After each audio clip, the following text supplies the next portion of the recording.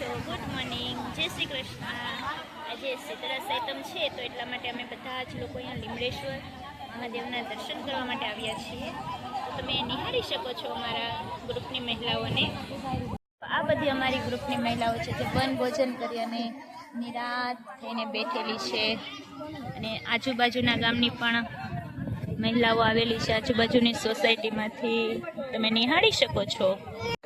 તમે જોઈ શકો છો બધી જ ગ્રુપની અમારી મહિલાઓ છે તે શીતળા સાતમ છે એટલે રાંધણ સઠના દિવસે આગલા દિવસે ઠંડુ ઠંડુ થેપલા અને પૂરી ને બધું બનાવેલું છે અને બધી સરસ મજાનું ભોજનને આરોગી રહી છે.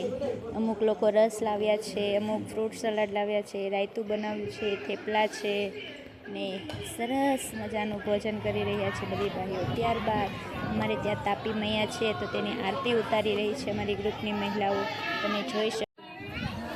ત્યારબાદ તમે આ જોઈ રહ્યા છો શીતળા માતાને નાગલા ચૂંદડી બધા લોકોએ ચડાવેલા છે અને આ ગોરાણી માઓ છે તે લઈ રહ્યા છે અને શીતળા માતાના તમે દર્શન કરી શકો છો. ત્યારબાદ અહીંયા જો કેટલી બધી ટ્રાફિક છે, બધી તમે જોઈ રહ્યું છો કેટલી બધી બહેનો શીતળા માતાનું પૂજન કરવા માટે આવી રહી છે. બધા આજે નાહી ધોઈ અને પોતાના બાળકને લાંબા આયુષ્ય માટે, પોતાના બાળક માટે આ વ્રત કરતી હોય છે. મેં પણ આજે મારી ઝાંખી માટે વ્રત કરેલું છે. તમે જોઈ શકો છો ઘણી બધી બાયો સત્સંગની મંડળની બાયો રાસ રમી રહી છે. ત્યારબાદ કેવો સરસ મજાનો જોવા તમે લીમડેશ્વર મહાદેવનું મંદિર છે.